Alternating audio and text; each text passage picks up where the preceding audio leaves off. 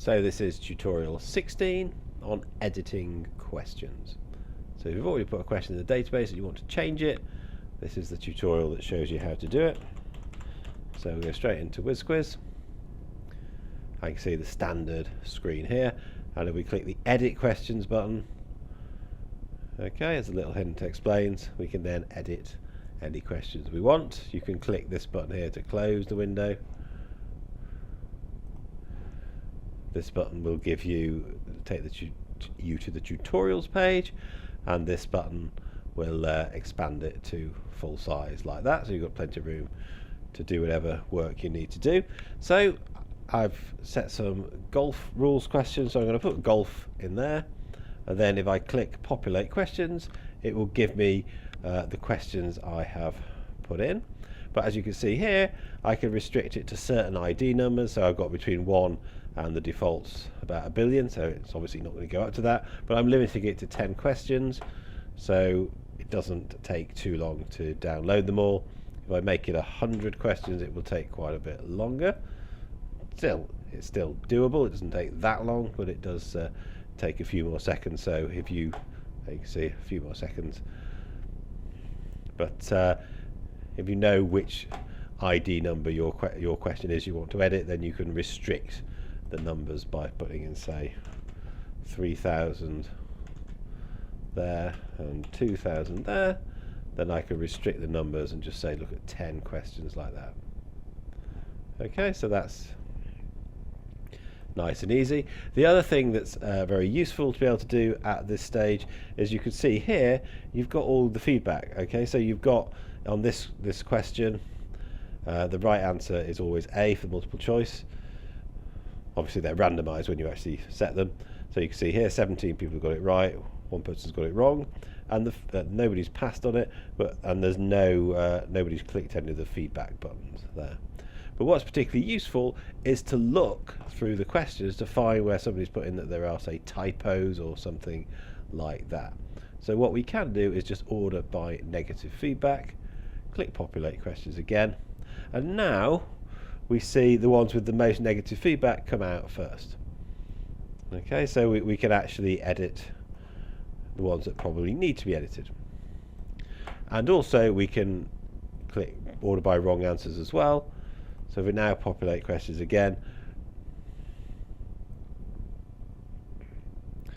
then we can see it ordered by the wrong answers, because it may be that if there's a lot of people that get the question wrong, it's because there's actually a mistake in the question, so it's worth being able to look at that as well. But let's do it by feedback. Okay, and let's see with this question, one person said it's an error, one person said it's ambiguous, it might be the same person, and 5 people have said there are typos in it. So let's read it. When a ball musty be replaced in having been lifted according to the rules. Okay, well clearly there are typos in that question. Now you can change the keywords, you can change the comments, you can change the link to the picture or the link to the video without actually changing the whole question.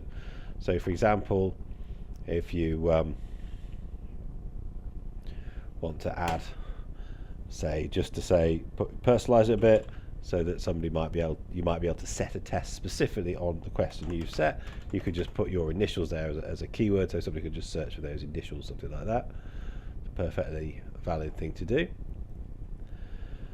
You could change the comments. Okay, these rules were changed in 2019. Update the comments. You could put in a picture link or a video link just as in the normal way, just putting the dot link to the picture or the video, which perhaps a picture that explains the rule a bit better. But then you can't actually change the substance of the question without rewriting the question in a sense, because somebody might have already answered this question and got it right, and then you change it and it undermines the integrity of the system. Because if somebody's got this question wrong because it's ambiguous, and then you change it to stop it being ambiguous, it'll still be recorded that they got it wrong, when actually they got a perfectly good excuse for getting it wrong. So if you actually want to substantially edit the question, you either have to copy it and edit it, so there's a new version of it created, or you have to delete it, copy and edit it, in which case there's also a new version created, but the old version is deleted. Now in this case, we don't want to keep this old version. The purpose of copy and edit really is where you've done a question that's really good, and it might be, say, a maths question, but you want to change it so it asks a slightly different aspect, but you want to keep the original question. So you want to actually keep using the same question. So it's copy and paste rather than cut and paste, so to speak. But in this case, we want to get rid of this old question because it's just not written properly. It's got typos in it and like that. So we would, in this case, click delete, copy and edit. And there we go. And we see what is basically the original screen for entering in these types of questions. So it's a multiple true false question, 3 assertions which are either true or false.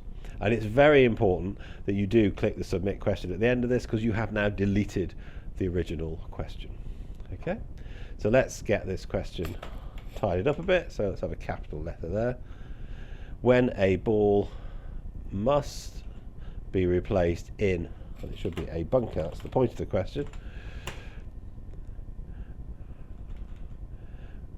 When a ball must be replaced in a bunker having been lifted according to the rules. So 1, the ball must be dropped from knee height. Well, that's false. Okay, you can click on that to make it true or false. The original line must be created as close as possible. That's true. A small area of the ball can be left visible so the player, should be player, can see where it is. Okay, so now we've made the question look okay.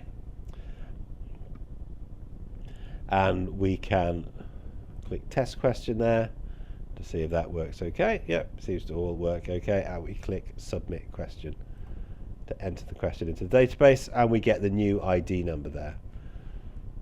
Okay, so we can check it's working by putting the ID number in up here and see if the question is now okay.